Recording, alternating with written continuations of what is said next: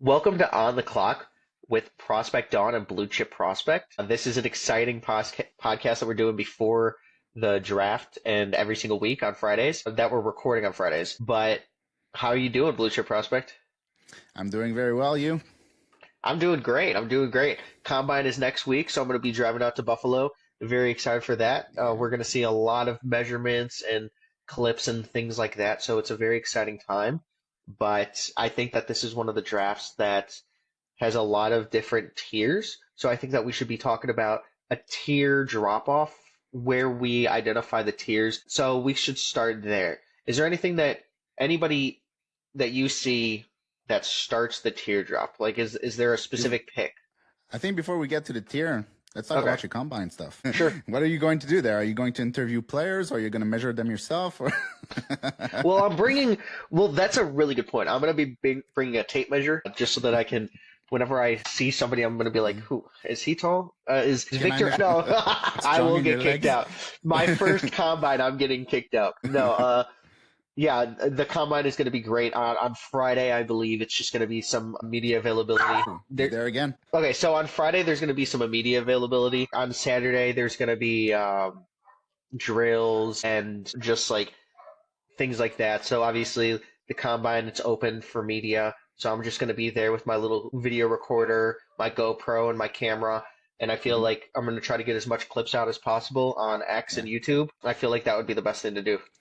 Yeah, and we can talk about what you did and all this stuff in a next podcast or something like that. For sure, for sure. Next podcast that comes out, guys, we're going to be talking about all the things that I hear about the combine. So make sure you're like and subscribe to Blue Chip Prospect and the Prospect On because this is going to be a very exciting time. All right, cool. So now we can start the tier thing. All right. So first thing first, I think most people have it that way, where there's a tier at the top, a tier that's probably like two players, which are Matthew Schaefer and Michael Misa. For myself, even though I have them in the same tier, I would say that Matthew Schaefer is probably like half a tier above Michael Misa for me. Even though Michael Misa put incredible numbers in the OHL, and he can basically do it all. He can skate, he can shoot, he can make plays, he can create space, he does all the thing, and he's super competitive. He works hard, even defensively. Even if he does all that, I think that Matthew Schaefer has even higher upside than Michael Misa. So they are in the same tier. But if I was picking, I would take Matthew Schaefer first because I think that he has a little thing over Michael Misa. No, I completely agree with you. I think that there's a teardrop after the Schaefer Michael Misa tier, like you said. I think that Schaefer probably is the number one player, but Michael Misa is right there. But then when you go into three or four, there's kind of a gap, a group of players that could go anywhere from probably James Haggins, Porter Martone, and even like a player like Jake O'Brien that could be in there. I don't think that he's in the same tier model, but I think that there's just he could be drafted three based on upside. So I think that there is just a gap of players after two. So yeah, I agree with you there. Yeah, for me, the next tier after Matthew Schaefer and Michael Misa, the next tier is not just two players. It's goes a little further than that. Yes. Goes Yep. actually all the way up from 3 to number 8, and it stops at Victor Eklund. Like it's basically like if you take it in order in my list, it would be Caleb Desnoyers, Porter Martone, Roger McQueen, James Higgins, Jake O'Brien, and Victor Eklund. Those are the next player that I think are in a certain tier.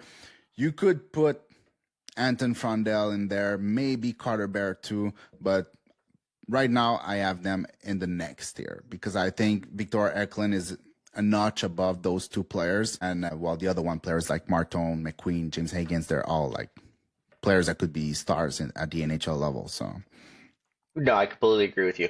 I think it's from on my list: James Haggins, Porter Martone, Desnoyers, Frondel, O'Brien. I think Victor Eklund, if he weighs, or I think that he's skilled. So yeah, Victor Eklund is probably in that tier. It's probably for me, James Haggins and Porter Martone, then a teardrop. But obviously, what we're seeing with Desnoyers and Frondel being maybe third or fourth pick, I don't think that scouts also see it like that. So yeah, it's just a group of players that could be picked anywhere from that third to ninth pick. So I agree with you on there. basically you would have Higgins and Porter Martone like in a tier the second tier, like tier number two, Yes. and Yeah. then you would have the rest of Desnoyers, O'Brien, Eklund, Frondel, in tier number three. That's how you would Yep. see it. Yeah. So Maybe even include Roger McQueen there because I do like his upside, but that in back the injury is second or in tough the third? in the third tier. Yeah. Okay. With So those group of players. I'm just gonna write down yours so like this we can compare. And then you said James Higgins, and then after that, Caleb Desnoyers, Roger McQueen, Jake O'Brien, said Anton Frondel, and do you put Victor Eklund or not in the third one? Yeah, let's put Victor Eklund. I'm a big fan of him. I think he drove play for Anton Frondel's line. He deserves to be up Yeah, there. 61 pounds is crazy. I think he's better than Frondel. Basically, like When I there's watched no tape, I game did too. there's no game that I watched that Frondel was better than Eklund. At some point, like yes, okay, the 160-pound is completely crazy and not translatable to the NHL, especially in the style that he plays. And it's not like you can just ask him, hey, for a couple years, don't play that style. It's not going to work. So you're probably going to have to wait a couple years before you fit him into an NHL spot. So you can gain some strength, gain some, put some meat on the bone so he can not be injured all the time. But I think that if he reaches 175, 180 or something like that, at 5'11", with everything else that he has that. Like, if there's one player that has a chance to be the next Seth Jarvis, I think it's Eklund. So for that, he needs to be at 180. He cannot be at 160 and do that. But what I'm saying is that if there's one player that I see that can reach that type of potential, it's going to be Eklund. I like him that much. It's just there's a risk in that projection. Obviously, it can be anything between not making it and Seth Jarvis. Yeah, it's a big gap, but yeah, I like him a lot, like you can see. And I think viewers out there that are thinking Seth Jarvis is a completely underrated player. Playing on the Hurricanes, I think hurts him because Carolina just doesn't get a lot of love. But when I asked Braden Coots who his favorite player under 23 was, actually best player in the league, it was Seth Jarvis. Like Seth Jarvis is liked amongst hockey players. He's probably your hockey player's favorite player. These are the way he plays. So I feel like there's a lot of like underrated aspects to Seth Jarvis's game, but if Victor Eklund can get to that Seth Jarvis's game, it is definitely a top 10 pick, like a 100%. Yeah, well, yeah, for sure. I didn't know there was people who didn't Yeah. Yeah. appreciate Seth Jarvis' game because, like, he's a 5'10" guy, but he's more around like 185 or something like that. But he's a competitive kid, very tons of skills, skating. He can shoot, he can make plays, he initiate contacts all the time. Like, he wins his battles, even though he's 5'10". He's just a pain to play against. And he's a 5'10". So, and Eklund has that style where he can do everything, and he's just as competitive, and he's like a dog on a bone or something like that. Yeah. And and so he has the skill set, he has the mentality to get there. It's just he needs to add some strength and some meat on the bone because it's going to be a problem at the NHL level. Completely agree. It was just some comments out there that just I don't believe respect his game, but they should. They definitely should. So He put what, like 60, 70 points this season, something like that. Plus, he was yeah, one of the most productive Hurricanes in the playoff. Like, I don't know what else you want. But very true, very true. right, So cool. for your third tier, where does it start for you? That's why a second. I need to fix a little mistake that I did, because after that I'm gonna try to put it in the screen so people can like see what we're doing. After that, the next tier would start with Anton Frondel, and it would go to number 15, I think. Like the way I see it, I don't want to do like small tier. Like if I do it only for myself, I will have tiers. I will end up the first round with like 15 tiers. But when I do it like more for the public, and when I'll do my top 32 on YouTube, like there will be tiers, but they're not gonna be as precise. It will be like larger tiers. So I would say like players like Anton Frondel, Carter Bear, Brady Martin, Jackson Smith, Justin Carbonneau, Radim Murka, Lyndon Lakovic are all player of the same tier. So that's basically how I would see it. After that, I think there's a little bit of a drop. Like my next player would be somebody like Cation Aitchison or Braden Coots, Cole Reshny, and I'm not sure they are at the same level of the other names I just named. Completely agree. Not with the Fraudel thing because I have him a little higher, but with everything that you said, like Radim Murka, Carter Bear, Jackson Smith, I think needs to be in there. Brady Martin, Lyndon Lakovich. The one person that's teetering is Justin Carbonneau, but I don't think that he's probably in that tier. I think it's a tier below, Okay. which pains me because I think then the Habs might be getting him at 16, 17, which would make you very happy. But Yeah. I think that that would be my tiers. It would make me happy to have him at the Habs because not because of the French thing. Like every time I talk about him, is the first thing that comes to people's mind is the fact that he's French. It's not just that; it's the fact I saw him like 20, 25 times over the last 2 years, like in person. So I like him because I watched a lot of video. I like him because I saw him live a lot of times, but also because the skill set. And he's not like a 5'9" guy with a ton of skill like a Cameron Schmidt or something like that. He's a 6'1" guy, 195 pounds with that kind of skill. So if he puts it all together, he has a very high ceiling. He has a lot of upside. It's just there's work to get there. But like at that point, when you're at number 15, number 16, it's either you take a safe bet like Brandon Coots, who will most likely be a middle six player, like could play on the third line and could move up on the second line if needed, but most likely a third line. Well, Justin Carbonneau is a notch above that. It's just there's more risk associated to taking him. So it's what you pick and choose. You want safety, you take a guy like Coots or Aitchison, or you want to really hit, maybe, then you go with a guy like Justin Carbonneau. Completely agree. It's just the upside case. These are lotto tickets at 17, 18. I think that Coots is going to be in the NHL for sure, top nine, Mm. maybe third line. But when you take Carbonneau, he could be a first line player if he hits, just with that offensive Yeah. upside. And his secret weapon is power play too. That guy can shoot from any angle. So I Mhm. really like that there. So he would, yeah, that's a really good play. But you don't have to put him in your tier if you don't want him. It's No, no, fine. no. He would be on the outside of that one. He would be the start of my next year. So what would be your fourth tier basically? Because now we have your first, your second, and your third. What would be your next one? It would be Carbonneau, Hensler, Malcolm Spence, Braden No, Coots. but I mean like your third tier stops at basically Anton Frondel, right? Um, Because what you have right now is your first tier would be Schaefer and Misa. Your yeah, then second Porter tier that you Martone, told me was Hagens. Martone and Agins. And after that, you had Roger McQueen, Jake O'Brien, Victor Eklund, and Anton Frondel. So now you'll be at your fourth tier. Yeah, yeah, yeah. So it would just, I think it would start out with, Radim Murka, Jackson Smith, Carter Bear, Brady Martin, Lyndon Lakovich. Yeah, and I think that that would be my fourth tier for sure. All right. So no Cation HSN, no Nope, Cole not yet. Reshny, no Justin Carbonneau. Sorry about that. It's Unfortunately okay. not. Yeah, that's fine. That's fine. And that's where it gets tough after that because like from a week to the other, like basically you can have a player high.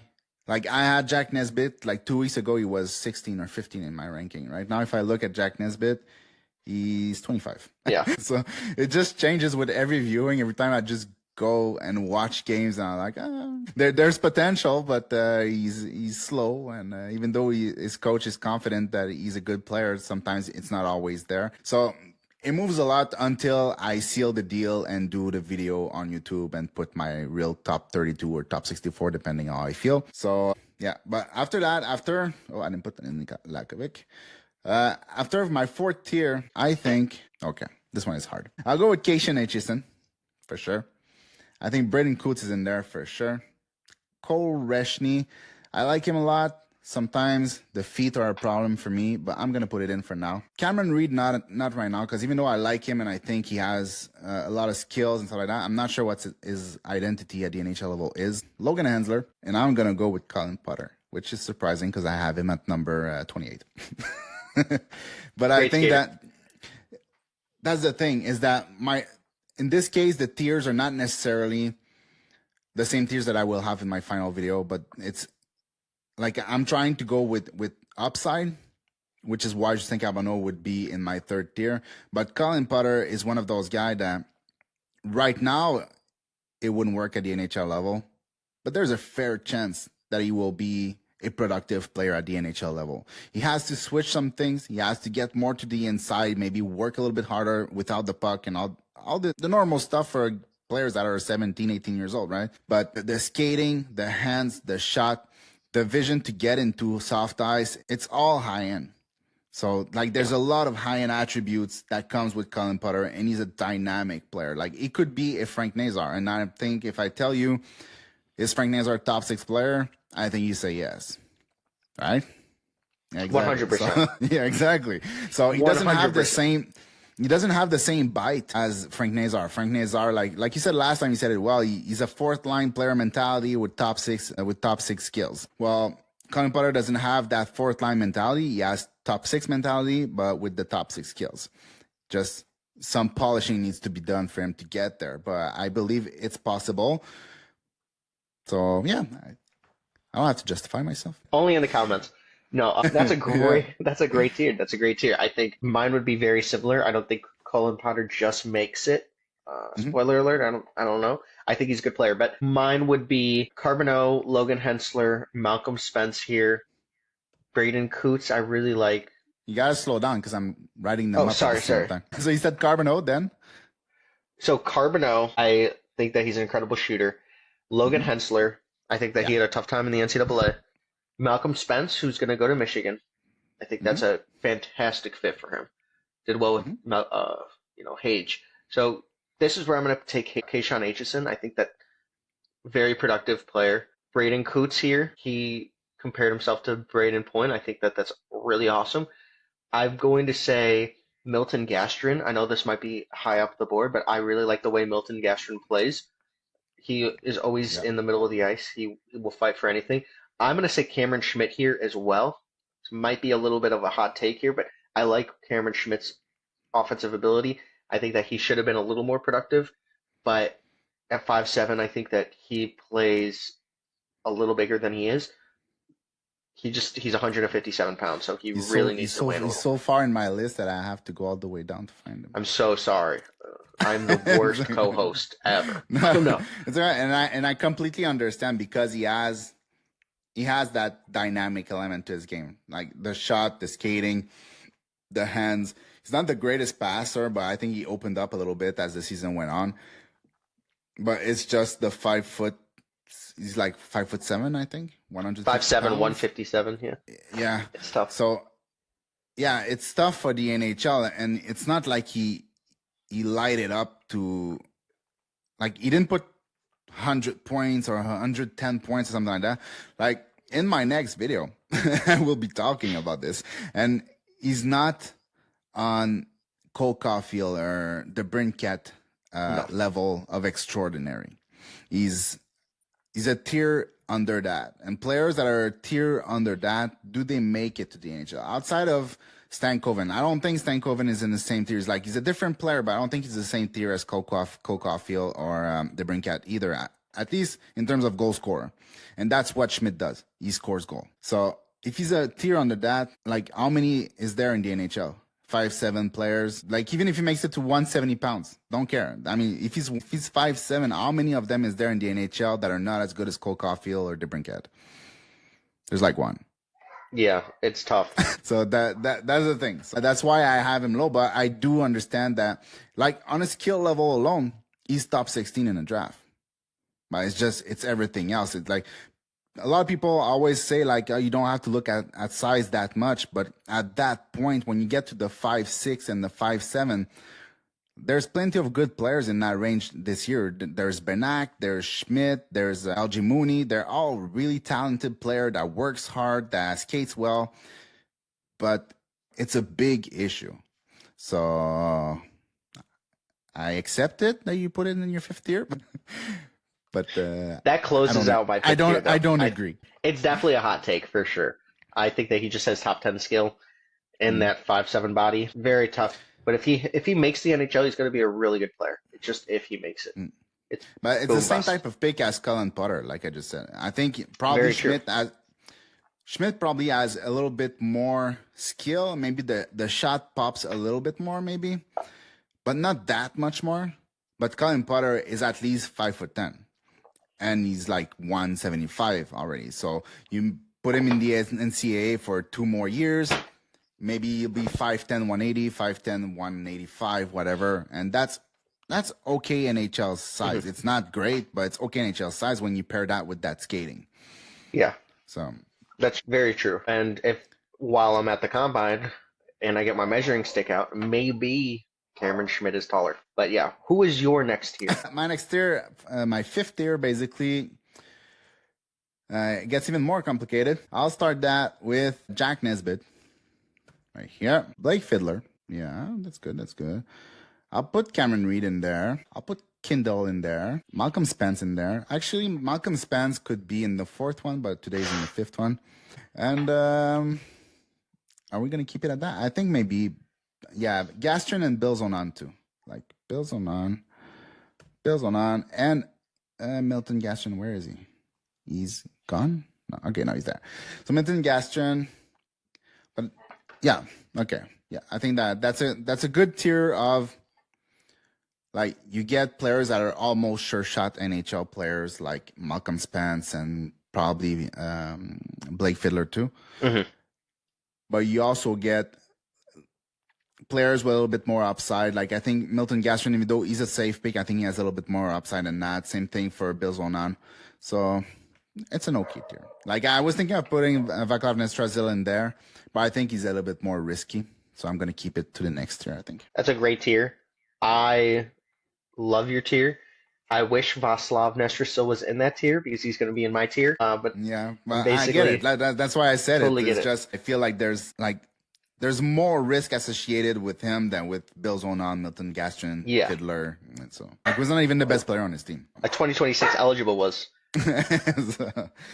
So what's your tier? My team would be Václav Nestrasil. This is not in any order, but maybe it should be. So hold on to Václav, but I would think that it's. Oh, but I don't put them in order. I just good. I put a number beside their name, so like this, when I make the video, I can just put the names if I feel like doing it. That's awesome. This guy's a genius. Cameron Reed, I'm gonna say Blake Fiddler, Colin Potter, Kindle, Cole Rezhny is gonna come off the board here. Oh, you didn't have Rezhny in the other one? Okay. No, I'm gonna say Bill Zonin. I really like his game. Bill Zonin. So Jacob. Let me repeat what you said, okay? Okay. You said Bill Zonan, Vaclav Nestrasil, Cole Rezhny, Cameron Reed. Is there somebody else? Blake Fiddler. Fiddler, and you said Kindle too, no? Yes, Kindle. Sorry, I went too quick. I gotta slow down. The coffee. That's okay. Speeding you up. Yeah. And then I'm gonna do Shane Van Sage here and Jacob Ishwasniak. All in the same tier. Yes. I think that these players are all very, other than Shane Van Sage, because I could totally see him in a bottom six role because of just the way he plays, but I think a lot of them are very high upside players. Jacob Ishwasniak is the one that was teetering, but when I talked to him, he said scouts have continued to ask him about his engagement and the level he plays at. He said that since December, he took that to note, and he's been really trying to play with more aggressiveness and engagement level. And I kind of see what had happened. I thought that he played incredible after he started playing with that intensity, and I think that he just has really good upside. So he would be the only one. I didn't compare from like games from earlier in the year to games later in the year, so I can't really talk about that. But it's something that's really hard to change to. Like compete level and focus and like engagement in the game is something that you get or you don't get most of the time. It's very rare that a player who's not competitive becomes a player that's super competitive. Like it's something you have in you, and that's the way you play. Sometimes it comes from the fact that you were a smaller player, and that's how you need to play to make it to the NHL. And sometimes there's a big player who plays like that too. It's just like, I'm not saying he's not competitive. I'm not saying he's not like a good player or anything like that. I see the skills. I see what he can do. Like, obviously, he's a good player that has size. It's just right now he does the offensive part of the game with the puck on his stick. He does it well. Everything else is a bit in the so-so bucket. That is a really good point there. Maybe he elevates his game for a little bit in the performance area, like in the next couple games, but it's not going to last 2, 3 years. So I understand what you're saying. It's Who's in also your because next? he doesn't have like the physicality. You know, last time I was comparing him to Casper Altonen. I not necessarily like the style of play per se because they don't necessarily have the exact same style of play. I think like Wozniak is probably more skilled with his hands and maybe also a better playmaker than Altonen will ever be. But Altonen was more physical, more engaged. So like and Altonen was taken in the second round, like I think 33, something like that. So not very far in the second round. But yeah, I don't know if Ish was not going to be a first round player. Like I would like him to fall a little bit to like 41 for the Habs. We'll see. All right, so next tier would be tier number 6 for me. We'll start out with William Moore, a player that I have a little bit of problem like sizing exactly what he's going to be, but I think at that point he deserves to be there. Shane Van Zaghi, like you, probably a bottom 6 player, like if we're real, but there's always a chance that he could be like a complementary winger on the second line. But I think he's a bottom 6 player, but he's a bottom 6 player that you want on your team. That's the thing, because he can destroy everything. Then I'll put Jacob Wozniak there. Who else? I'll put Will Orkoff. It's going to be a bigger tier, I think. And then we're going to put Vaclav Nestrasil. So you see the difference in my tier is that Vaclav Nestrasil is a high upside player that could just not make it. And there's player like William Orkoff who will make it most likely, but the upside is not at all at the same place as Vaclav Nestrasil. So they're in the same tier, but very, very different players. After that, No, I think I'm going to keep... There's players that I see. Milton Castro, do I have him? Yeah, I have him. Sasha Boumedienne, no. Ryabkin, no. Shenishka, no. Nathan Bem, no. Yeah, that's going to be my tier. So basically, it's Vaclav Nestrasil, Shane Van Zaghi, Jacob Wozniak, and William Horkoff. And no, we're going to keep it at that for now. That's it. Good tier. I think I'm going to have a couple of similar players. I know a lot of them were already taken that I had, but William Moore is a fantastic pick. He will also be in my tier. I really like William Moore's game. I'm going to say Jack Ivankovic and Joshua Ravensburg in here. I just think that this is where they would be. Sasha Wobwadin, Jack Nesbitt, Ivan Ryabkin, even though he was the third best player on his team, maybe fourth, which coming to the USHL did not do him good. I mean, but he's still a point per game player there. Honestly, he performed all his goals, all his assists, and most of his scoring chances yesterday. And I was not impressed by a single one. I was like, there's not one that I'm like, yeah. But I mean, maybe there was one or two but I just don't remember it. But what I'm saying is like, he is far from an impressive player or far from the player that I thought he was going to be. Like, so far. It's like, sometimes I talk with people and people will tell me like, I wish he's going to be there at the end of the first round because he's so high upside. I don't think he's high upside at all anymore. I think like there's a chance he's a top 9 player, but is he high upside? Not in my book. There's nothing that he does that scream a guy who's going to play on a second line or a first line or that could reach that level. Maybe he comes back. But what I'm saying right now, the way he looks, not at all. So, he would need a Michael Misa type of year. Dude, his highlights during summer scouting, I was like, wow, this is incredible. I made a fantastic video on him, and I just never published it. It was like him going top 10, and it was just like his incredible highlights in a lower league. And I just thought this guy was, not Ivan Demidov and Michkov, but I thought maybe he could be the next up. Yeah, he never looked like that. Like he had the stats of Demidov and Mishkov, but he never looked like that. There's like you didn't never watch him and you were like, yeah, he's on the same level. Yeah, he was never there. It was like he got so lucky. I have no idea how he got those point totals. I really don't. It was like it was tough for him because he probably thought, he's 6 foot 200 pounds. Like he's not small. I think that he could have used his body a little more, but he's not the soft skill player we thought he was going to be.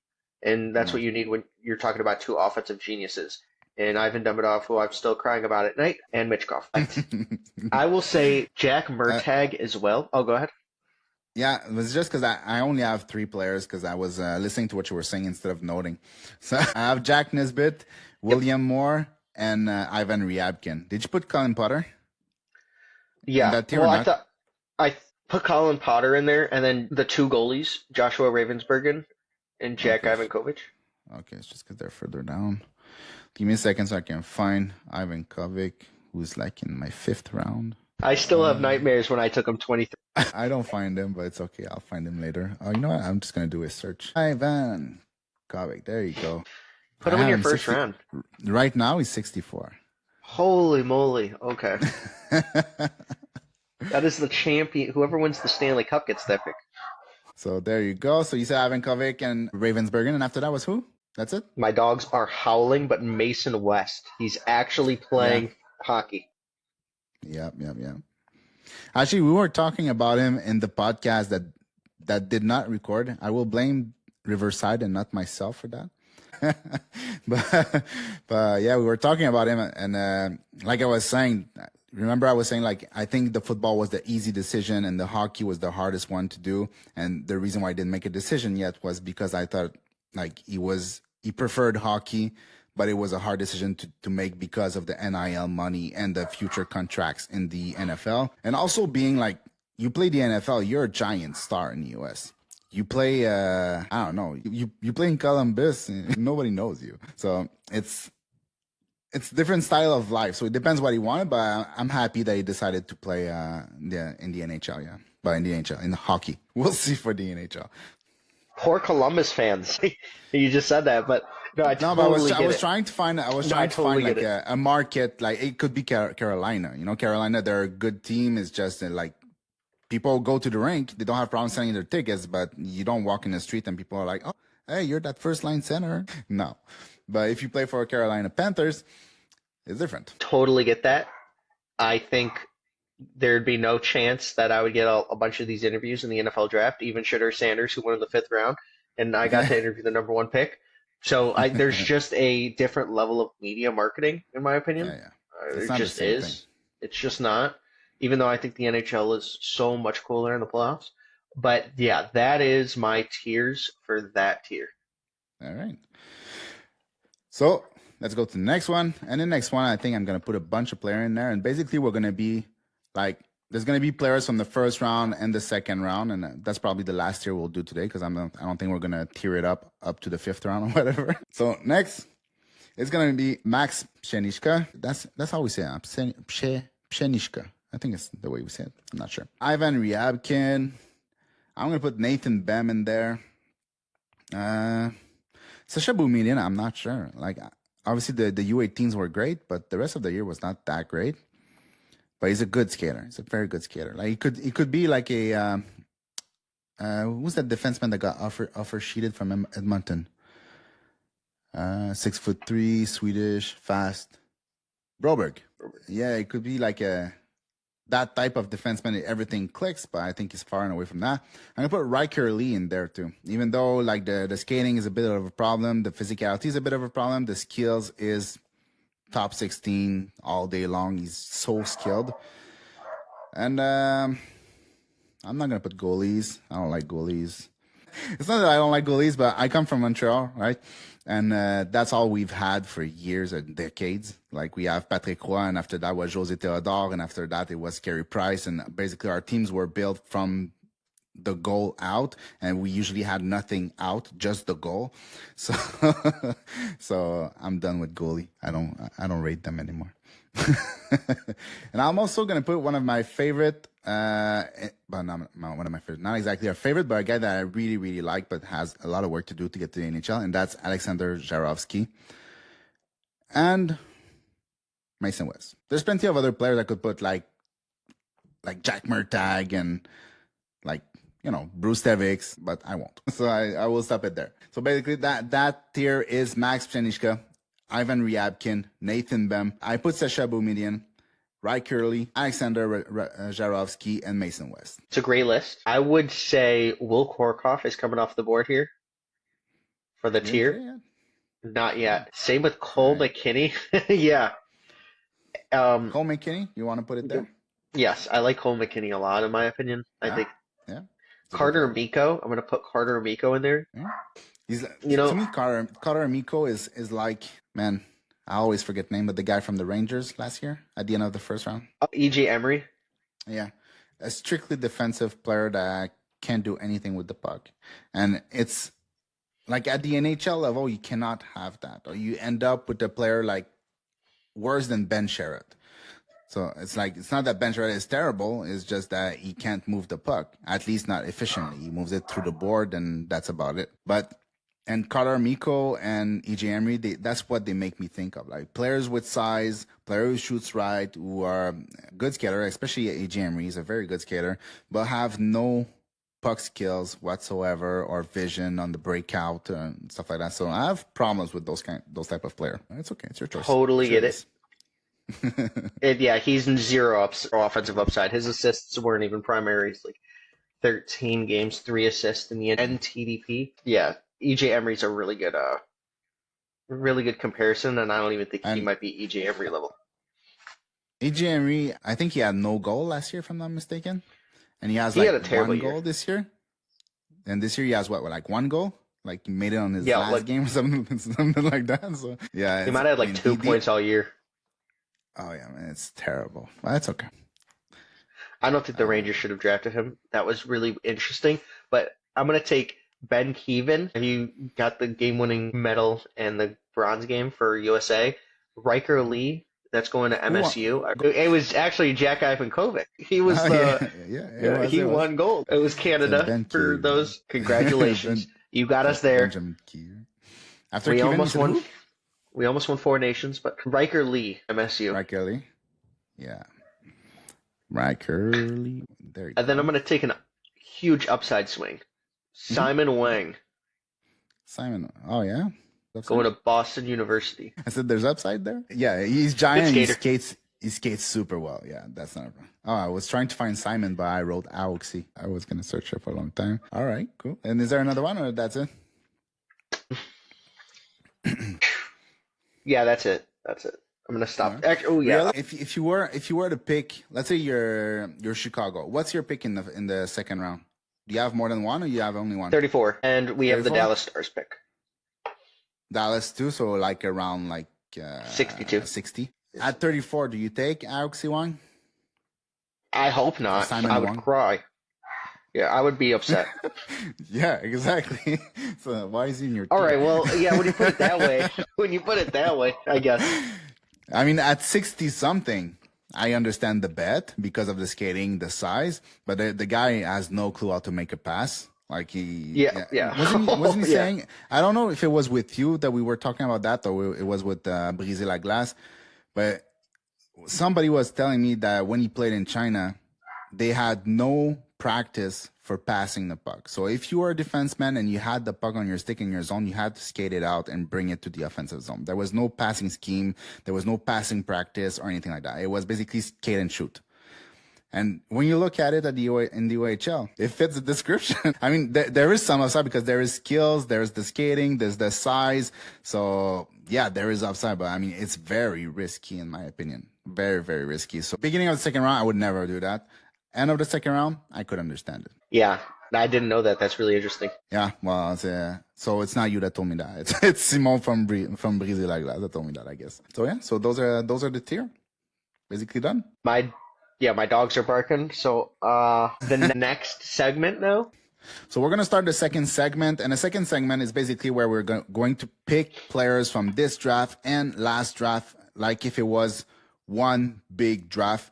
And we're going to go through that and do a top 16 with that. Was that clear? I'm not sure. My explanation are always not clear, but it is the way that it is. All right. So basically, if we take both lists, the 2024 draft and 2025 draft, the two players at the top are basically Macklin Celebrini and Matthew Schaefer. In that case, if you had to pick between one or the other, which one would you take? Celebrini all day. Celebrini all day, for sure. I was going to be mad if you say something otherwise. I'm just going to write it down. So, Macklin, Celebrini goes at number 1. And then, when you look at 2024, because obviously 2025, we know that the second player on that list, we just did the tier, so we know the second player is Michael Misa. Would you take Michael Misa? Would you take any of the player of last year's draft, like Damidov, Bouillon, Dickinson, Lev Shunov, Perek, Lindstrom. Like, is there any of those players that you think are better than Michael Misa, or you? Yeah, basically, that's my question. It's hard because I'm very high on Ivan Demidov. Well, Hmm. I think if it was like between Schaefer, Demidov, and Misa, I think that Demidov might be the number one pick in this class just because of his upside. I would say Ivan Demidov if it was me. Yeah, but that's the thing is, I feel like the Demidov pick at number 2 is with hindsight.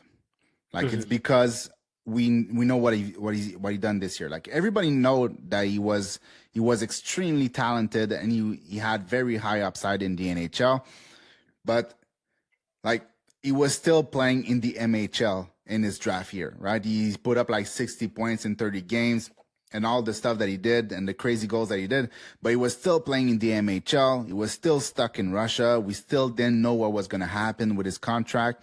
So there was a lot of question marks, which is probably why he fell all the way down to number 5. But so I feel like with hindsight, it's probably clear that he would be number 2.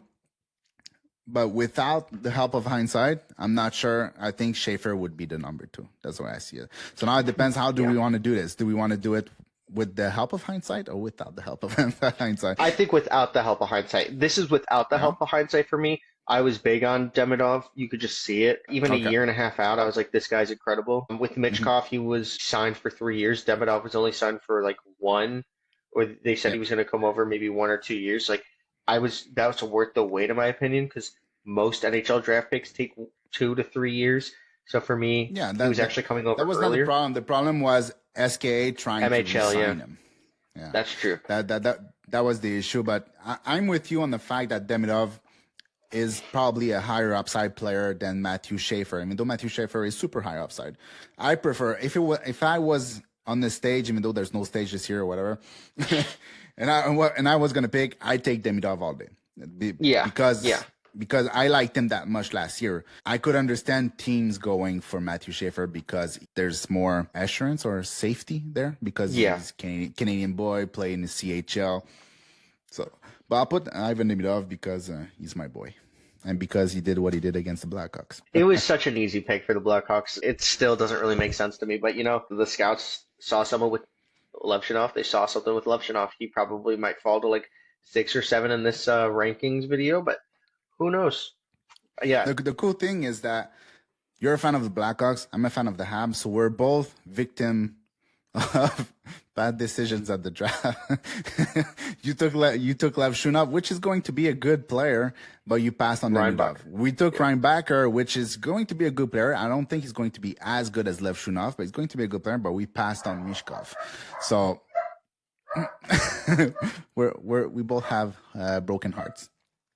And at number 3, I guess at that point it would be Matthew Schaefer. I don't think he can go further down the list. Yeah, So yeah, Matthew yeah, Schaefer. that one's easy.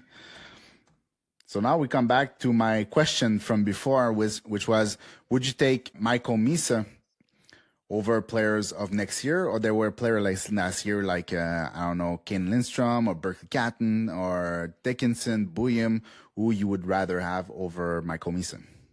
It's Michael Misa. Cannon Lindstrom is injured, and that injury is just getting worse. Beckett Seneca was a high riser and a Pat Verbeek Now he's pick. playing though. Well, for Caden Lindstrom or Yeah, Kane Lindstrom. yeah, he is. But I'm gonna say Misa for sure. I think Misa is a better player than Lindstrom, even if unless he becomes a Quentin Byfield, which is some people's comps, which I don't really see because Byfield's hands and playmaking are amazing. But yeah, I think Misa. Anyway, I think Misa will be a better player than Quinn Byfield anyway. So, Wow, yeah, so that's even probably if, true.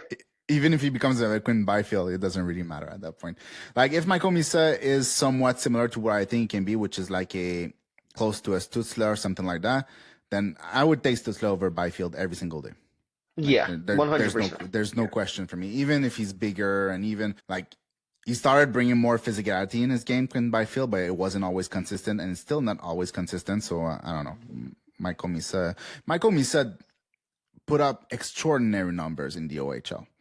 It's really hard to deny what he did. So I think, like, even though I really love Dickinson and I really like Bouillon, like, Michael Misa is still doing things that don't happen often. So Michael Misa at number 4. I'm very good with that. And after that, for the number 5, would you go with a player like a Martone, a James Higgins, or you would go more with a player like Berkeley Catton, or any player that you liked last year? Here is difficult. I think I would go Yeah. James Higgins. Yeah. I think that it would just be the pick out. Well, I disagree. Here, I would go Sam Dickinson. That's the way I would go. I think. Interesting. Yeah. I think Sam Dickinson, but well, the thing is that for me, Sam Dickinson is in close to the same tier, like very close to the same tier as Matthew Schaefer. I know it's not the case for everybody. There's even people who ridicule me because of that on Reddit, but it's the way I see it. I think that the thing with Dickinson, there's always the London night factor. Like every player picked in the London Knights. Obviously, there's some exception, but when they play for the London Knights, you can count on the London Knights to make those players so much better than they were in their draft year. And it's basically what's happening with Dickinson. Like Dickinson last year was taking a lot of risk with the puck. There was a lot of time where he was getting turnovers in his own zone, turnovers at the offensive blue line, and then getting odd numbers attack against. This year, really not so much. Like he's leaned on by the team, and he creates so much offense, and defensively he's assertive, he's very good, he's physical, he blocks the plays to the outside along the board, he wins his battles, he wins possession, he gets the play moving the other way, and he's such a great skater, like forward and backward. It's not just like he can move forward and transition the puck, he can also really lock it down defensively. I think he's one hell of a player. If I remember well, I'm not 100% sure, but I think that I had Bouillon over Dickinson. Well, actually, I can tell you. Yeah, I have it here. So I had Bouillon at number 3, and I had Dickinson at number 4. Now I would switch it off. I would have Dickinson over Bouillon now. So now we have to fight. Boyum and Dickinson were very high on my list last year, and they went 11 and 12. So no, I mean between James Higgins and I know. Dickinson. I know. I think for me, James Higgins could have been one of the top players in this entire class, just based on the number 1 pick, the Islanders.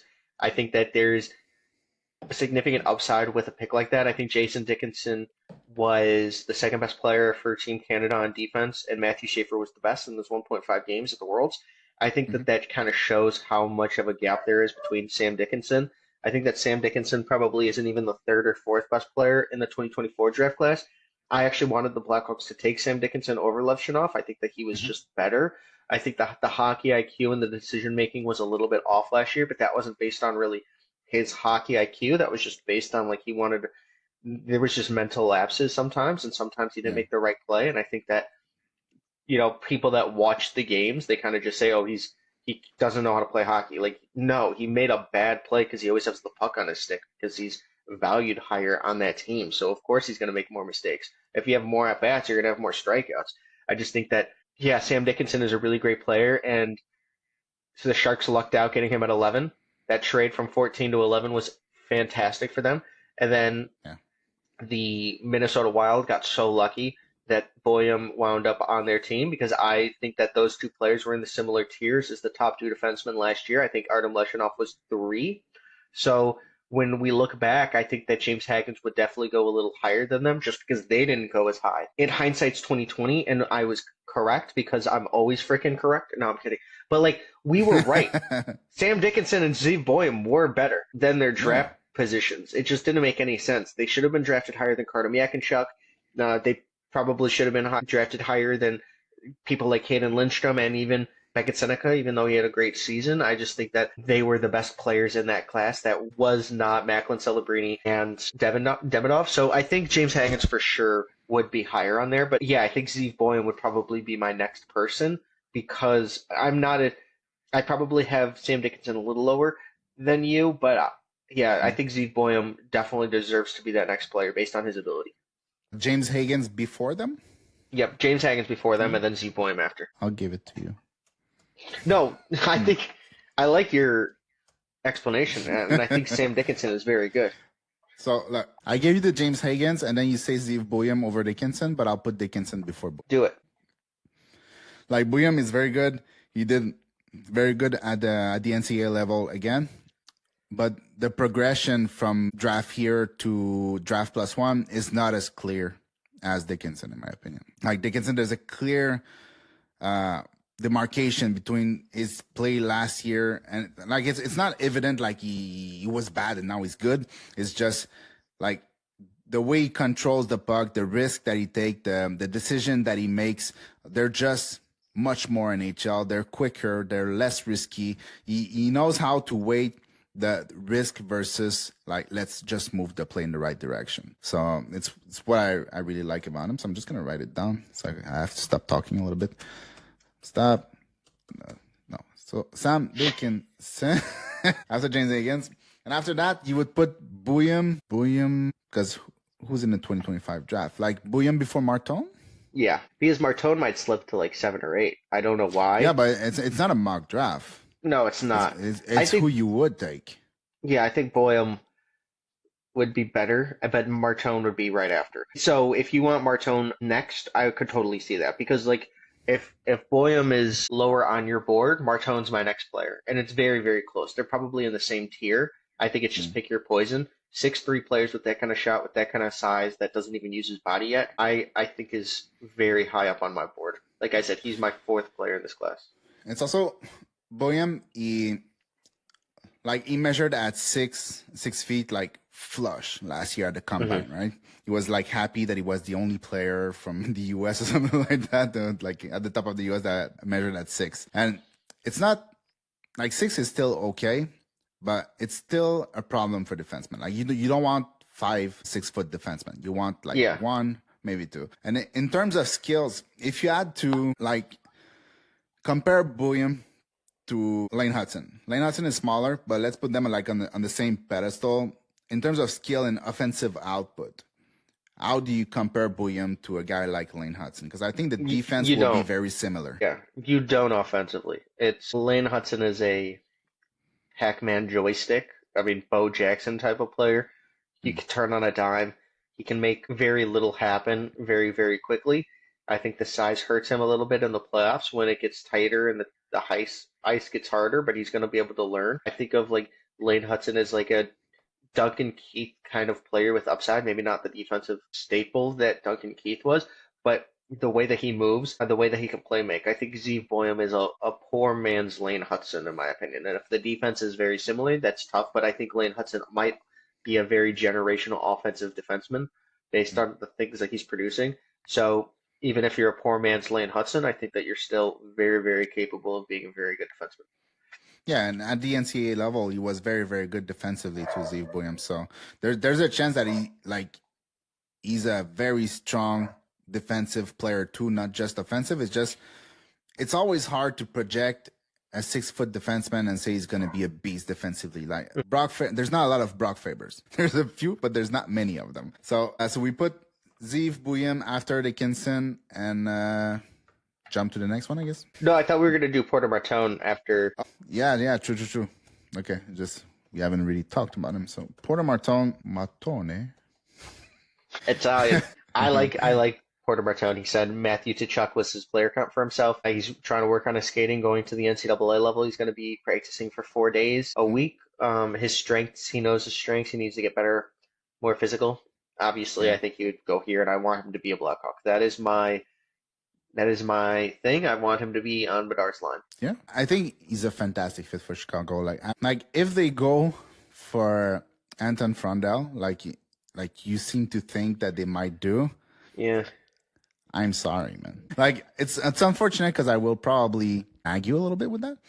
yeah, yeah. But it's not because he's a bad player. He's a good player, but I think his upside is second line. I don't think he has first line like upside. Hmm. And Martone can do like in terms of goal scoring, Martone can do like 80-85% of what Frondel can do, but he does so much more after that, like in other sphere of the game. So I hope for you guys you get Martone. I think it would be a great fit with Bedard, but I wouldn't be against Frondel. Just the chirps I'm gonna get after the probably the draft episode that we do. Like, oh, my dogs are howling. Give me a sec. So with the next pick after Zeev Bouillon, who do you think deserve to go there? Would it be a player like a Roger McQueen? Would it be a Jake O'Brien? Or now it's the time to jump on a player like maybe Beckett Seneca? I think I would pick Caden Lindstrom here. I was just not that big of a fan of Beckett Seneca's draft season, And and still? I think basically if blinders are off from this year because of the Demidov thing, like I just don't see me picking Beckett Seneca. I like Caden Lindstrom. The back injury is a little concerning, and he missed an entire year, but we wouldn't have known that picking now. I think that Caden Lindstrom is just one of those guys that if he hits, he's going to be a top line producer, one of the best players on your team. I see very similar things with Roger McQueen, but I think there's a lower floor there. Like if Mhm. Roger McQueen hits, it's going to be incredible upside. I could have went multiple different directions here, but I think Caden Lindstrom would be the guy that I would pick. Okay. I got that question asked to me in my DMs by how is it called? It's the Pond Press. It's basically a guy who writes for the Ducks, like not for the Ducks organization, but has like a website and Instagram about the Ducks, right? Talking about them. And he was asking me a couple questions in my DMs, and I answered them. And one of that question was Roger McQueen or Beckett Seneca. So it's not exactly the same question, but it's pretty close as a question. And for me, if it's like, let's say between Roger McQueen, Kanan Lindstrom, and Beckett Seneca, for me, it's Beckett Seneca. Like it would not have been that last year, but with the hindsight and what he done this year and how dominant he is, not just with the puck, but also without the puck, the way he tracks back and the way he back check, lock player from the to the outside, steal pucks, get the puck moving the other way. He's just like, he's a better skater than he was, which was one, I wouldn't say like it was a weakness, but it was something that was not as strong as the rest of his game.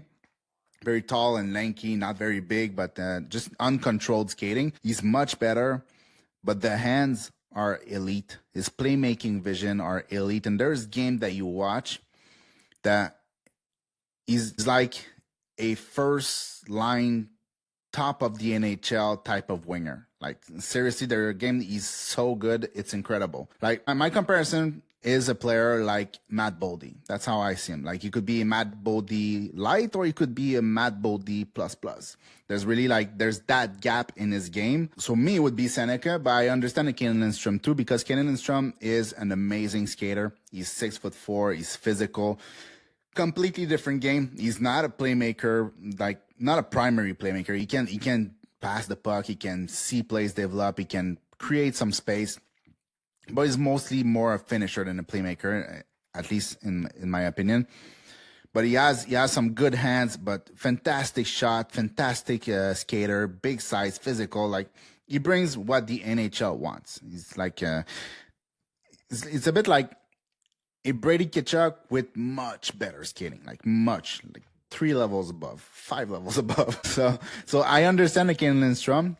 Me would be Seneca, but I'll give you the Kanan Lindstrom. We could totally put Beckett Seneca here and then Caden Lindstrom after. I feel like it would just be a good move because Beckett Seneca does have a really good size. He's a really good playmaker. I think that he played really well this year for like in the OHL. I think that he's a really good player. So yeah, Beckett Seneca could totally go here. Obviously, Pat Verbeek knows more than I do, and he probably would have gone Artem Levshunov here, but that would be because of need. I think Beckett Seneca, then Caden Lindstrom would go before anybody else, and then there's conversation for the 2025 draft, guys. So at 9, you want to put Lindstrom or Seneca? Seneca At first, at and 10. then Lindstrom. So 9, and then 10, we put Kanan Lindstrom. 2 lucky teams. There you go. Just going to sort that thing out. All right, let's go. Next, after that, we have, still players from this year. There's players like Caleb Desnoyers, players like Roger McQueen, Jake O'Brien, Victor Eklund, who are all players like in our second tier, basically, that we just did. Yeah, Caleb And then, Desnoyers for me at 11. I think that this would just be slam dunk here. yeah, okay, because there's player, like there's, of the player that we haven't mentioned here, obviously there's Seneca, but we haven't mentioned players like Berkeley Catton, Artem Leshunov, Zane Perek, Tijiginla. Those are a good player too, but I think I kind of agree that for me, it would probably be either Catton, Levshunov, or Caleb Desnoyers. Because Caleb Desnoyers, like, he's high in my ranking, but I'm not lying to myself, and I don't think he's a point per game type of player. It's just that he's going to have tremendous impact on both sides of the ice, which is just as important. It's important that you defend, that you help your defense, and that you support them, and then you get the play moving in the other way. is just as important as the offense. But I think he's more of a 60, 65 point type of guy who has incredible game, two-way game. But at that point is a player like Lev Shunov, a right shot, a defenseman who's big, can move the puck, big shot from the point, can make plays, can defend. Well, work in progress, but I mean, he will probably get there because he's a smart kid with like went through steps and steps and steps and steps year after year, starting from Belarusia to USHL to NCAA to AHL to NHL and all this within like 2 years. It's like, I mean, he deserves a spot there. So whatever. Let's do it. Artem Levshinov. It makes my fan base of Blackhawks fans very happy, and I won't have to argue with this. Well, it's not about making them happy. I think he deserved that spot. I think he's great. He had a really good game and debuted against Avs. He played really good in his first, 16 plus games, 18 plus games in the NHL this year. I think that he was overshadowed by Sam Rinzel later in the season. I think Artem Levshinov is definitely a top four defenseman, and he could probably be a first pair defenseman. I think Sam Rinzel might just be a little bit better, but that's because he hit, and I think he could be a superstar. I think we have two top pair right-handed defensemen on the Blackhawks, and that's going to be scary for playoff time. Like you said, Artem Levshinov has gone up the ranks very, very quickly and has actually looked really sound. I think that he could take multiple jumps and be one of the best defensemen, right-handed defensemen in the league, honestly, with what I've seen. So I think that he'll probably be higher ranked on a lot of prospect pools for the Blackhawks. So yeah, maybe if we take Caleb Desnoyers, I think Artem Levshinov would probably be still our top prospect, even though he's played a couple games. So yeah, I'll say Artem Levshinov here too, and before Caleb Lynch or for Caleb Desnoyers. Yeah, I don't think Lev Shunov have like best right, like top of the right shot defenseman in the league type of potential. For me, I would not go there, but I think he's like take a Rasmus Anderson in Calgary that has, but maybe with a little touch more offense instead of maybe being a 40 point, being like a 50 point, something like that. I don't know if it all clocks out. But what I'm saying is that he has that like that physicality. He's a good skater. He can defend. He's like, let's not forget that Sam Rinzel stole the show in Chicago, but Sam Rinzel was picked in 2022. Like, that's 2 years before Lev Shunov. So even though Lev Shunov was a late in his draft, he's still 2 years younger. So there's a lot of hockey to be played, and I think Lev Shunov can actually catch up to Sam Rinzel. But I don't think he's like a top of the NHL type of defenseman. But I think it's gonna give you a lot of help on the right side in the defense to have two big, smooth skating player who can move the puck, can defend, can be aggressive. That's why I think like Lev Shunov at number 11 is good. And who was the other guy who said? Desnoyers at 12. Yeah, I can't get him. Too much information. For our last couple, 13, 14, 15, and 16, who do you think is going to go 13? Well, let me see who's available here. I have too many pages open. It's like, well, there are high-end defensemen like Zane Perek. I know you're not a big fan of Carter Yakimchuk, but I think Carter Yakimchuk is going to be an incredible defenseman. If he cleans out his stride, cleans out the defensive part of the game, and sometimes the risk taking too, which is a little bit of a problem, but like the offense and the size is incredible. Like you don't get a lot of defensemen right shot that are 6'3" that have that level of soft skill and can make so many plays in the offensive zone. There's cleanup to do, but like the upside is very, very high, but he could also just be a player that is a power play type of defenseman, and at 5v5 needs to be sheltered a little bit. So not willing to put it here now. Zane Perek, it's different. I think Zane Perek I don't think he's a Hudson type of a defenseman, but I think he's close enough. He has so much offensive IQ. He sees the ice better than basically any other defenseman that was picked, I don't know, not in a long, long time, but like in the last couple of years, the way he understands how to create offense, how to create space at the blue line, how to open lanes, and how to just create offense. Like he goes down into the zone, he goes down along the wall, he goes down in the middle. He's just so hard to cover, and he sees everything. He can wire a pass through like all the layers on the ice. It's not a problem with him. He can shoot the puck. He scored like 30-something goals or something like that this year, if I'm not mistaken. So he's been scoring tons of goals since his draft -1. Like his draft -1, he had 20-something goal, which was a record in the OHL. Then like 30 last year, and this year I think it's 30 again. I'm not exactly sure what the stats are. I don't really look that much at the stats, so it's hard to say. But I know it's something around that. But I think he deserved to be in the conversation with players like Berkeley Catton and other players that like McQueen. Yeah, McQueen, Catton, Perek would be like my choice to go up next. Maybe not in that order, but yeah. What do you think about that? Yeah, I think that that's all three of the guys that I would say. I think TJ Ginla would be the one that's teetering after, just because I did like his game too. So I think that those four players are the next four on probably many lists if they were going to do this. Yeah, like Roger McQueen might be the only one with question marks over Frondell or someone, but Roger McQueen, if you're picking for upside, he's a 6'5" right-handed center. You got to give him credit for that. So I completely agree with you. Yeah, but anyway, if we put Kane and Lindstrom down at 10, Roger McQueen's got to go down too. Yeah, it's like, yeah, for sure. He's going to be in the top 16. Would you put McQueen before Berkeley Catton, before Perek, before I don't remember what was the other one. I would put him. Maybe Perek is higher, and then Roger McQueen. Yeah. So yeah, and I think that's right, because Roger McQueen, there's a big chance, at least a fair chance, that Roger McQueen will be like a second line center. So it's just that there's also a fair chance that he's a star.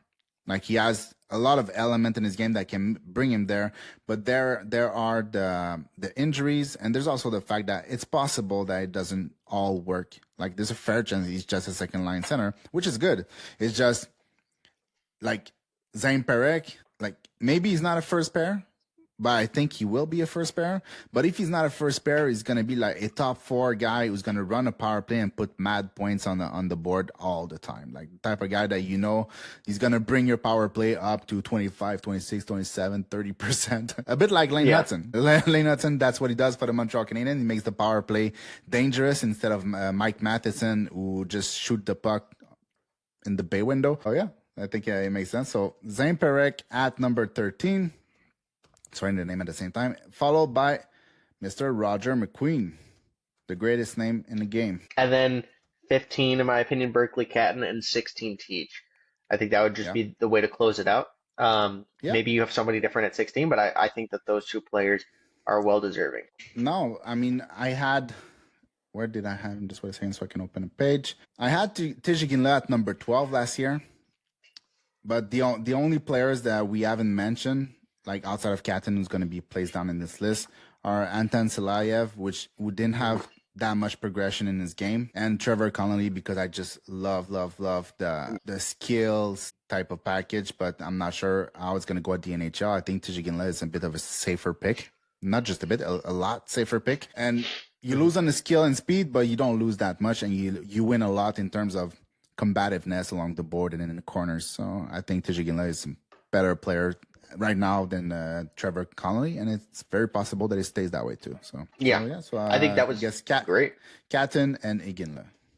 That's the way it goes.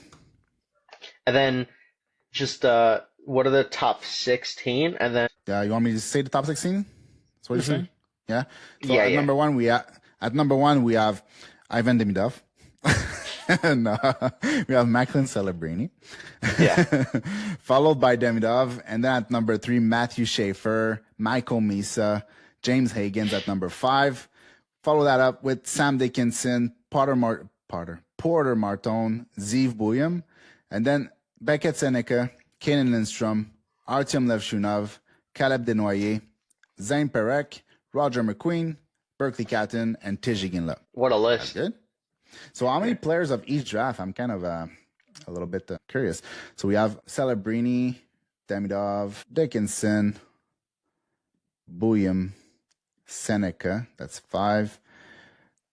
Lindstrom 6. Levshunov 7. Perek 8. Catton 9. And Iginla 10. So we have 10 and 6. Proving the point The Interesting. 2024 draft was stronger. This is interesting. Cool. All right. So let's jump to the next segment where we're going to be talking a little bit about the Habs and the Blackhawks and see who we think they could target at the NHL draft. We'll come back in a bit. So here for the third segment, we are going to talk about the draft picks and the draft targets for the Hawks and for the Habs. We're going to start with the Hawks. And still, since you're a Hawks fan, you know the team, you know the prospect pool, you know basically everything about them. So tell us a little bit about who you think they should target at number 3 and number, I think it's 25, the other pick, right? Yep. And Exactly. for number 3, I think it's going to be between James Haggins, Porter Martone, Caleb Desnoyers, Anton Freinel, and my dark horse is Jake O'Brien, the Brantford Bulldog. Rip Zach Hyman, who is the president and governor of the team over there in Brantford. But I think that those are the players that are going to be gapped into who the Blackhawks want. We have a really good depth pool for our prospects. I think probably the best in the entire NHL, not maybe the best, but I think it's definitely more depth than the Habs. But yeah, I think that we need upside, upside, upside. I don't think Roger McQueen's going to be the pick there, but because he probably has the most upside. But James Haggins is under 6 foot. Some people got on me named blue chip prospect for me taking him with the third pick in our first mock draft that was unrecorded. I think that would be a good pick because of the playmaking ability. Yeah. However, I think Porter Martone would be a fantastic option, and Caleb Desnoyers being compared to Captain Sirius, who just said he was going to try to come back to the NHL. That's so awesome. I think it would be cool to bring him back, Caleb Desnoyers, in that. So, who do you think should be Well, yeah, the Blackhawks pick? I think the perfect fit, like there's no perfect answer because I think they do need like a solid center with some size, at least for the second line. I think there's a fair chance that Connor Bedard will stay the first line center. I don't think he's going to be moved to the wing. Like his face-off are getting better, engagement is getting better, and he's going to grow. He's a smaller kid. He's a very young kid too, so I think he's going to be fine at center. I don't think that's really an issue. So they have two ways they can go about it. They can get a second line center like a Caleb Desnoyers, Anton Frundell, if that's what they want, and or a McQueen. But I think at that point, you just go with the highest upside type of guy to match with your Connor Bedard. That's going to be your first line center. You don't try to reach a little bit and go for need at that point. Like you go with the player that you prefer, but I think Porter Martone is such a great fit. But knowing the Hawks and the way they draft, I think they like right shot defensemen, so maybe Radim Mertka. No, but Porter Martone is the perfect fit, and I think offensively, he's probably the highest upside left on the board too at that point. So, yeah, it would be a great pick for them. And for Connor Bedard's wing, would you rather have a Caleb Desnoyers or Porter Martone? Because Caleb Desnoyers is valued and projected to be a Jonathan Toews-esque player, or a Porter Martone who would be that power forward with softer scale Matthew Tkachuk type. Well, your question is for Bedard's wing, Yes, but Caleb Desnoyers is not going to play on the wing. that's true. You got me there. Caleb Desnoyers is going to lock down your second line, and he's going to be the matchup center. While you can put like Connor Bedard and whoever else on that first line playing against a weaker defensive line. So that's basically how they would probably do it. But like personally, right now I have Caleb Desnoyers at number 3 and Porter Martone at number 4.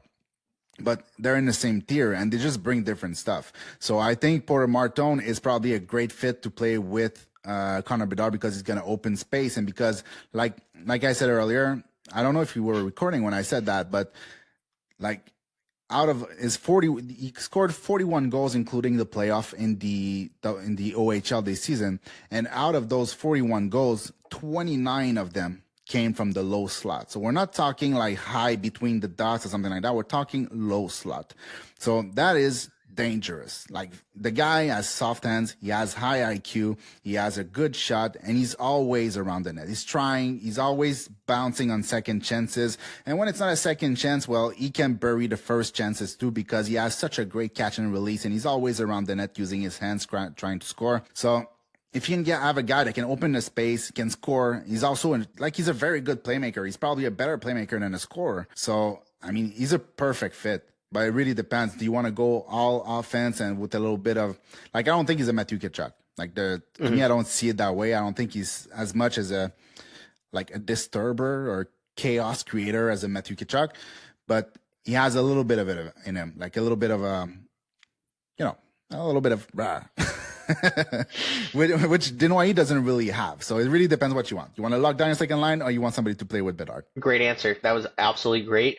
You definitely got on me. Like, I totally agree. Caleb Desnoyers is not a winger. Yeah, you were right. So that's 1 point blue chip prospect, 0 for prospect on. But for the Habs, who were your targets? And don't get into doing the 25th pick. Shoot, yeah, I'm terrible.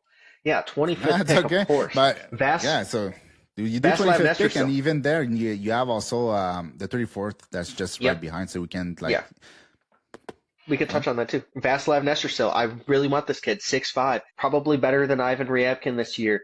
I think that he has a ton of upside. He had 4 brothers that played hockey. One of them was drafted in the 3rd round of the Red Wings. I think that this guy is just what the Blackhawks need. Upside, upside, upside. I think if Braden Coots falls this far, you pick him. I think Logan Hensler, which is lower on your board, if he's lower on other people's board too, you take him just because of, you want that third pair right-handed defenseman that is big. He has a little bit of playmaking in him. He has an offensive upside. He was the youngest player on his team. I feel like Logan Hensler would be a good fit because defensemen are going to take 2 to 3 years out. If something happens to Sam Renzel and Artem Levshunov and they want to leave or something happens, you need more prospects in your system. I think Logan Hensler would just be somebody that would fall and you could get him. I like Milton Gastrin at 25 a lot. I think that he would just be one of a third line player with upside, with top 6 upside. We just need that. We need players that are going to play so that you could potentially trade some of these prospects and picks because we have 12 in the first 3 rounds until 2027. That's crazy. Just take the highest upside available. For 34, just to touch on this a little bit, I think like a player like Jack Ivankovic would be really good here. Matthew Schaefer said he was the best player he ever played against. Obviously not Simon Wang, but I think a player like Cameron Schmidt, if he's falling, you pick him up. Just highest upside available. Even if they don't hit, you need a player that could play on your first or second line, maybe somebody that's a power play. I want them to package the picks, similarly what the Habs could do with 15 and 16 or 16 and 17. You take that and you package them, try to get as high as you possibly can because we have so many picks. And then we have the Dallas Stars 2nd round pick. So we already have a 2nd round pick and an early 3rd, which is basically a late 2nd. Package that 34th and 25th pick, try to go up and grab somebody you want. Maybe if you need to put in some more assets to get a Jake O'Brien, leave the draft with Porter Martone and Jake O'Brien. Be fantastic. That would be a prospect on special to me. I'd be eating a cannoli after that. But if you're talking about some player like Mason West as well and a Shane Van Stogge, we don't have that. We need someone that can bring the punch, that is heavy, that might not get you the most point production, but is going to beat the living heck out of you during the playoffs. And Cole McKinney is going to be my last pick there. Really like this kid. He was very high on my board in summer scouting. Kind of fell a little bit with William Moore. I think both of those players are very good. I don't know if William Moore would fit on our team. Even though he's 6'2", 174 pounds, he's just not like maybe he's already taken. I actually think that he's going to go in the first round. So I'm not going to say him at 25 because I think that's too high, but 34, in my opinion, is too low. So I'm going to say Cole McKinney here too. I would love to hear your thoughts. I agree with the Vaclav Nestrasil at 25. I think, like you said, you go for upside. If there's a player like maybe Malcolm Spence who could be available, you go with Malcolm Spence. I disagree with the Logan Hensler because of the fact that you already have Sam Renzel and Levshunov, who are going to be both top 4 defensemen. Like there's a fair chance that Logan Hensler is a top 4 defenseman. I don't think you want to use a 1st round pick to grab somebody to play on your 3rd pair when you can use like 2nd and 3rd and 4th round pick to do that, or you can use a free agency or the trade market to do that. Like at that point, don't waste a 25th overall pick to get a 3rd pair defenseman unless there's something special about him. But it's like I don't think there's anything special about like Hensler. He's good, but I think I wouldn't do it. I think Vaclav Nestrasil is probably the best pick possible here. If I look at my list, honestly, for players that could be in the 1st round, there's Vaclav Nestrasil. That's basically it. And or it could be a Milton Gastrin too. Another player that has some size, probably not the same type of upside, but I think he can play in the middle six, and that's usually what you get when you're around the 25th. Yes, Nestrozil has more upside, but there's more uncertainty with his game. Like Milton Gestrin will probably play. It's just maybe he won't end up as high, but we don't know how high Nestrozil is going to end up. And for the 34th pick, I would not go with a goalie, but I don't know the goalie situation that much. Didn't you just grab Carter Hart or something like that? Or no, what's a... It was Spencer Knight. That was being mixed up a little bit. Not the same guy. But yeah, so you just got Spencer Knight. Like, I would try to bet on that and the other goalie that you took in 2023. Yeah, 2023. Adam Who was the Guyan. goalie? Adam Guyan, 35th overall, and then Drew Comesso, who was 46th. I think I see big things with Drew Comesso. Adam Guyan, we should not have drafted. I was rooting for Michael Harabel and Jacob Fowler because not at the second round, because Nathan Grav was on Jacob Fowler from the start, and I started watching. I was like, this guy's really good. I did not think that he was a second round, like a top second round pick, but we had so many. I thought it was going to be either one of those two goalies. Not that I called Jacob Fowler because I didn't. I didn't think he was going to be this good, but Adam Guyan, like he was not. He was undrafted the year before. I do not like using those picks on players. And the reason why I wouldn't go with Ivan Kovic or something like that at number 34 is that I think he will be available later in the draft. So if you have your third round pick, that's a high third round pick, right?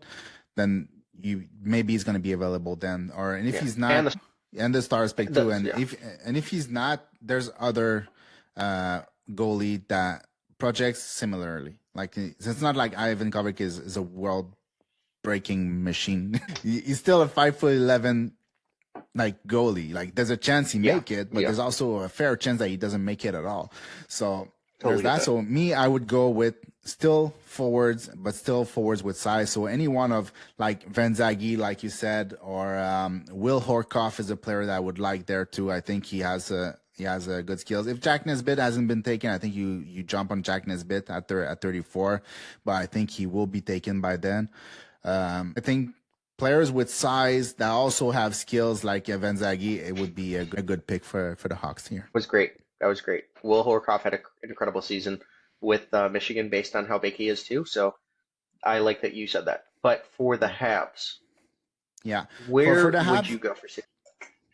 Yeah, for the Habs, well, first, I'm going to have a full video on that coming in the next 2 weeks where I'm going to be diving onto the team and actually analyzing what we have in the prospect pool and what we have at the NHL level and what we should be targeting. Because at 16, 17, a team that just made the playoff, that is on the tail of the rebuild, it's time to start targeting players. It's not just take the best player available no matter what. No, you have to build a team that's going to be winning at some point. So yes, we made it to the playoff. We might make it next year. We might not, but we're on the tail end of the rebuild. So we got to target players that we need. And what we need is basically right shot defensemen and centermen. Like a second line centerman would be very good for us. Is there any available at number 16?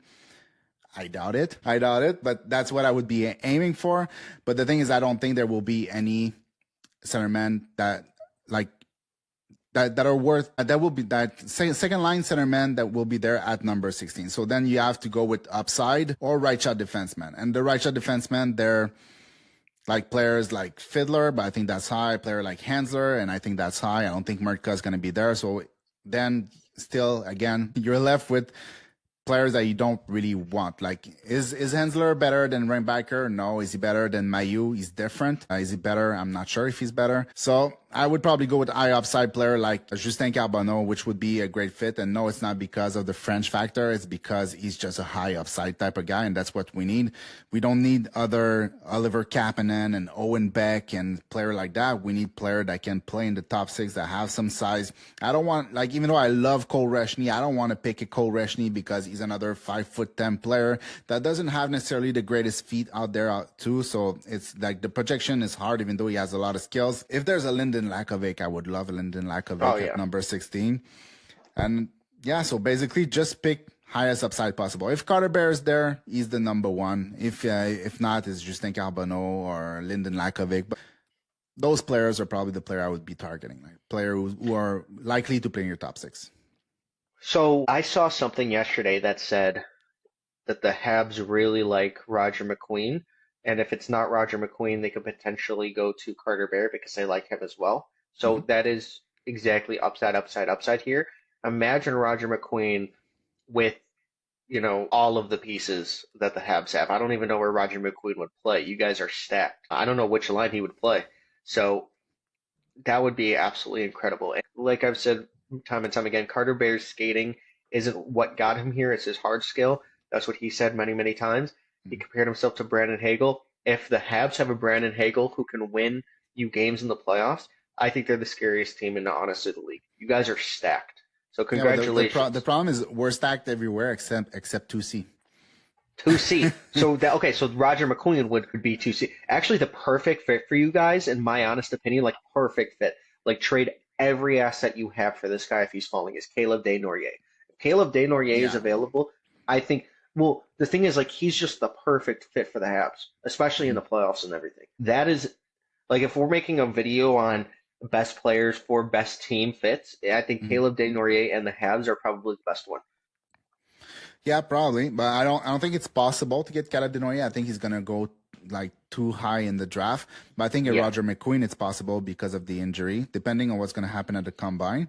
But if he drops to like 8, 9, 10, well, then I think the Habs have to package everything they need to Yeah. get there, because like that we last year they moved up to 21 to grab Michael Hage, who's a center. Great pick. But I'm not sure. I'm not sure if he projects as a center. That's the problem. Like he plays a lot like a winger, and he could be a very good asset on the wing using his speed to make plays.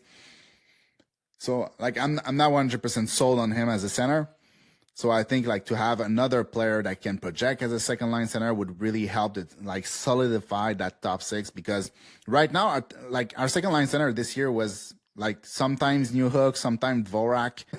You're not gonna go far in the playoff with New Hook as your second line center. Mhm. And then probably next year we're gonna try Kirby Dak again because he was injured, so and it didn't go well when he came back. So I'm sure they're gonna give him another chance. They're not like just say, well, now you're a bottom six player. Like the guy has skills, the guy is big, the guy can skate, so he can make it there, but it's still a maybe. So Mhm. I would like to stop with the maybes and grab player with high upside, and that would be like a Roger McQueen if he's available. That was awesome. That was awesome. Yep. 2C. I'm always That's why you like subscribe to Blue Chip yeah. Prospect. The guy's the greatest. Yeah. So I guess that is it for today. We Yep. went through the tiers. We drafted 16 players from the 2024 draft and the 2025 draft to kind of look which draft was stronger. And then we talked a little bit about the Hawks, talk about the Habs. I'm going to have a full Habs video coming. So we did good. Huh? Yeah, it was so, great. We did great. so yeah, so thank you for coming on again. And by the way, this is going to be a weekly podcast for now. It's not just a you saw it once, you liked it, so we did it another time. We decided to do it like weekly. We might do some live too, like you talked to me yesterday that you wanted to try to do some live stuff. So we're going to be working on different stuff. We're going to bring you some more content. We're going to bring you some shorts like he does. We're going to separate clips. We're going to do the full podcast. A lot of content coming, and that's it. So thanks for coming on, and see you in the next one. And drop your Peace. comments Well, for no peace questions. then. Drop your comments for questions. We'll Yeah. do a Q&A. Cool. All right. Peace.